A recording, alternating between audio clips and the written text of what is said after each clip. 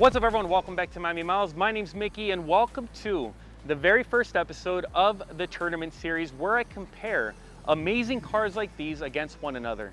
To my right, we've got the Cayman GT4RS and to my left, the Ferrari 458. And the question is, if you could have just one in the budget of $200,000 to $300,000, which one would it be?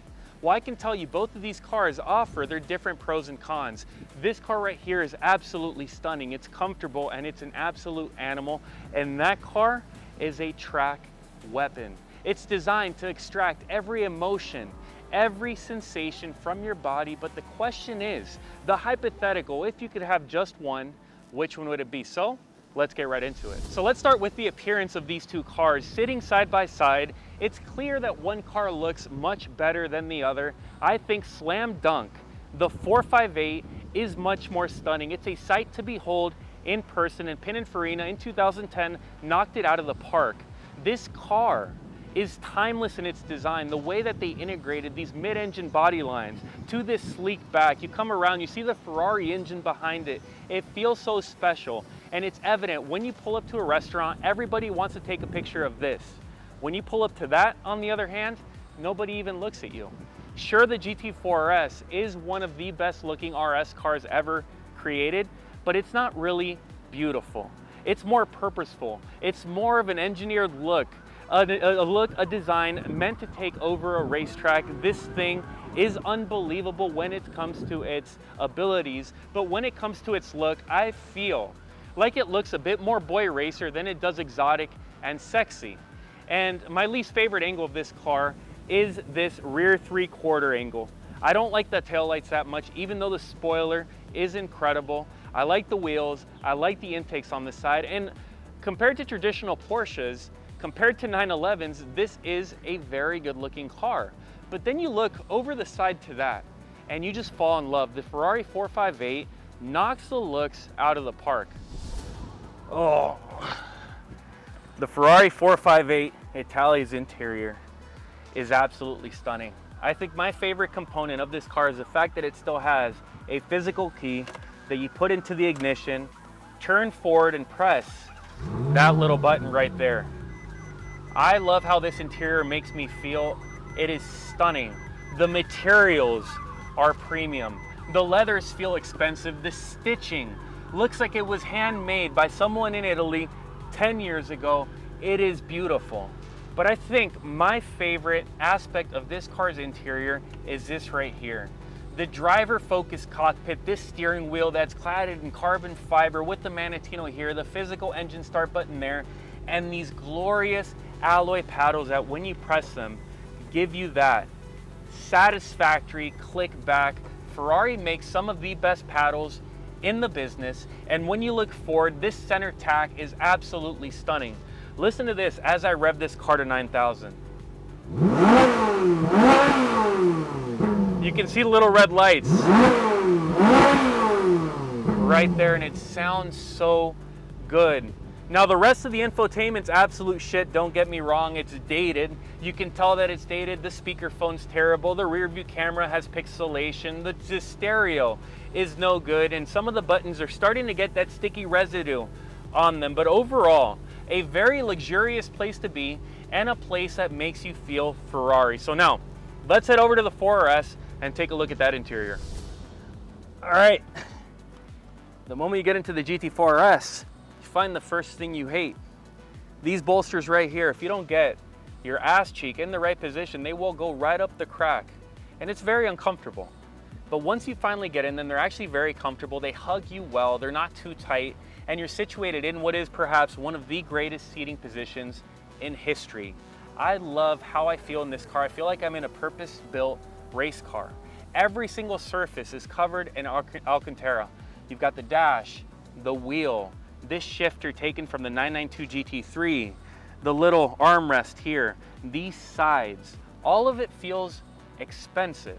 And I love how in this car they use the matte carbon fiber through the dash and on the doors here.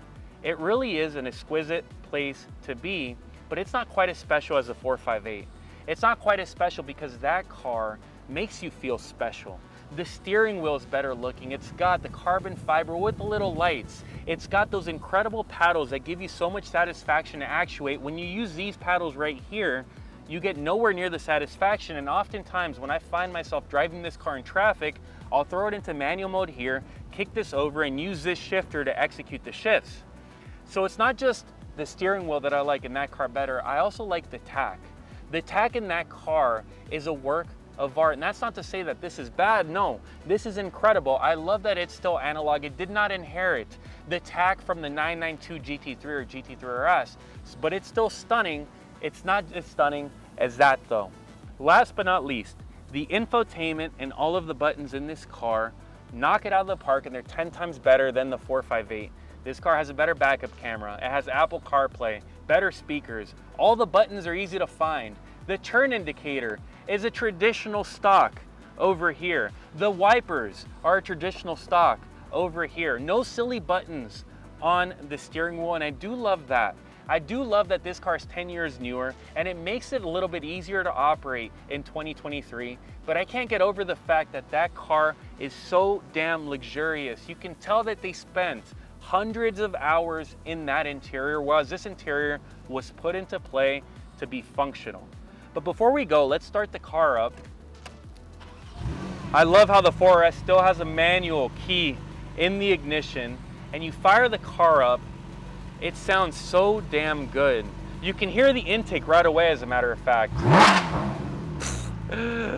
Shout out Soul Performance. Dude, that sounds ridiculous. That's only 4,000 RPM, and this thing sounds like a cup car.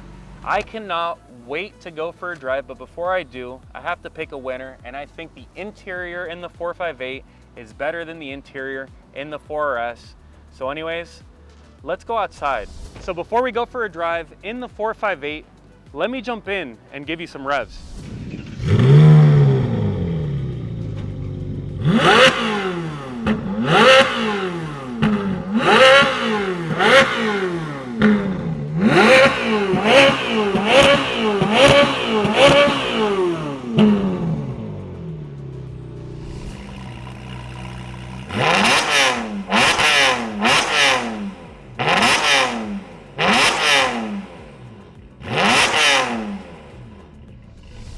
All right, so based on just that, which of these two cars sounds better? Even though the GT4RS with the headers, the catted overpipes, and the valved rear sounds incredible, I think there's something about an Italian V8 revving to 9,000 that just sounds unbelievable. It sounds so sexy. I think sound from the outside of the car goes hands down to the 458. So now it's time for the moment of truth. Let's jump in the 458 and go for a drive. All right, so here we are in the 458. Oh, is this an overpass?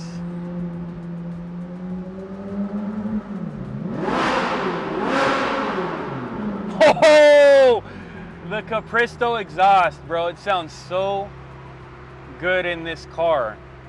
But the first thing you notice, especially in traffic like this in Miami in the 458, is just how comfortable it is. Right now I'm in race mode, bumpy road mode turned on, and it's just absorbing these bumps.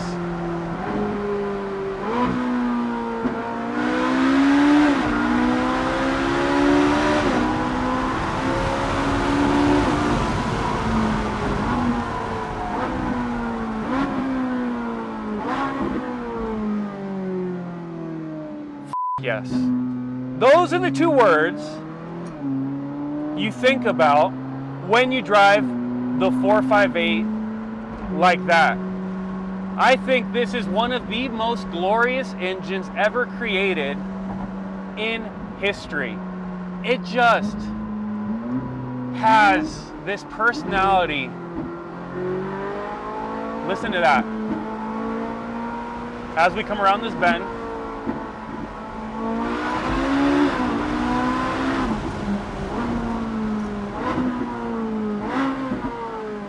dude, and honestly, a gearbox that's 12 years old performs like that. That is unbelievable. Now, this isn't the most crisp DCT gearbox It is very fast, constantly on upshifts, but on downshifts, it requires you to give it a bunch of braking effort for it to execute that super crisp shift. Watch this, so no braking.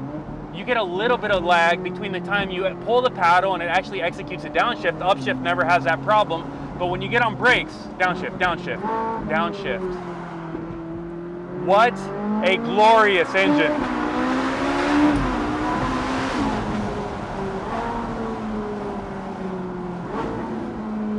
I'm gonna turn it down here as we drive through the airport.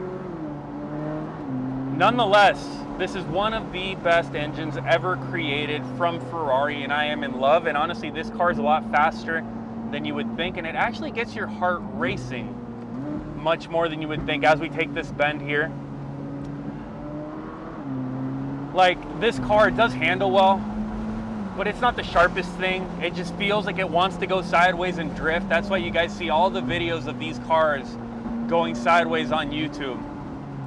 It's not the most tactile thing in the turns, but it's good enough. The steering's good enough. The balance is good enough. And the 9,000 RPM cross-plane crank V8 is just magnificent. So in terms of a car that gives you an incredible experience, this is one of those cars. It's very comfortable when it wants to be. When you want to put it in auto mode, put the windows up, turn the AC on. It's a car you could drive every single day, and as you just saw, it's an axe murderer when you want to take it to 9. So let's head back, get out of a car, summarize our thoughts, and ultimately go for a ride in the 4RS. See you in a minute. What a drive. Ferrari 458 is incredible. I love the duality in its personality, how comfortable it can be, and then how crazy it becomes, especially with that Capristo exhaust that just screams to 9,000 RPM. But now I think it's time. Let's jump in the 4RS and drive the shit out of that and figure out which of these two cars is the winner. This is the first time ever I've driven both cars back to back like this. And dude, getting into the 4RS, two things are drastically different at normal daily driving speeds. The first one is the car is exponentially louder on the inside with those intakes. Listen to this, 2,200 RPM. All you hear is suction up to 50 miles an hour. I'm just going the speed limit. That's the first thing you notice. And the second thing you notice is how much stiffer the ride is in the 458. Like, getting out of the 458 into this, you'd think that was a luxury sedan. This thing feels like a race car, and you can feel everything going on the road. Like, if you're the type of person that likes to feel everything in a car, this car automatically would be a better fit than the 458. The 458 is comfortable, and this thing is a race car. And I'm having to speak a little bit louder because I've got that resonance protruding into the cabin constantly. Let's hit it with a little PDK Sport, see if we can get out. Nope, just doesn't get quieter.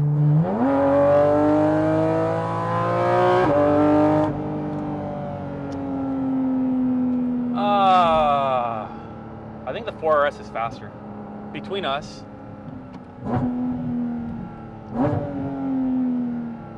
and the downshifts are that much crisper, bro. All right, here we go. Exhaust, loud exhaust on.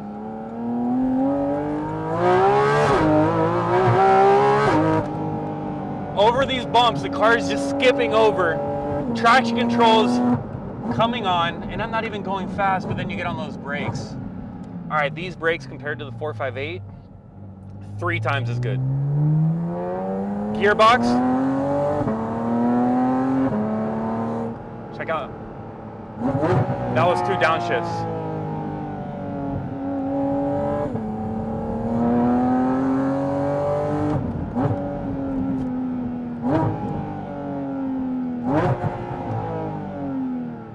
As we merge onto the highway here, I'm going to give it a little bit of gas. Let's see if it pulls harder in the 458. Yes, this car is faster than the 458. 9,000. Listen, if it's not faster, it's just as fast. But honestly, it feels a little bit faster. And doing this, it feels much more planted than the 458. You can feel the difference in stability at even highway speeds, where downforce isn't even at work. This car is just much more stable, and you feel a lot more comfortable to exploit this car and push it a little bit harder. And these are on roads. Obviously, I've taken this car on the racetrack, as you guys have seen, and on there you can push the shit out of this car. But even on a road, you feel invincible. It's a lot like the 765. The 765, contrary to what most of you would think, it's an axe murderer, but at no point do you feel like it's not going to be able to handle the bumps, to come to a stop. You always feel confident pushing it to its limit, and that's just how this car is. You just feel confident. Dude, and the steering is so much better than the 458.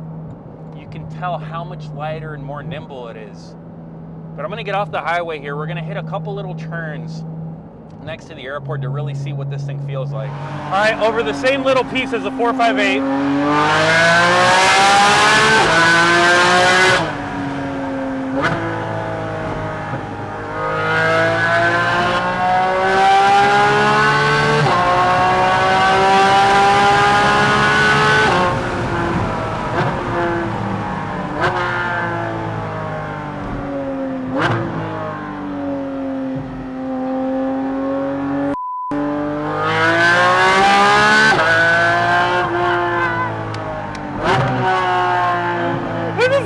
It's so much better, dude. All right.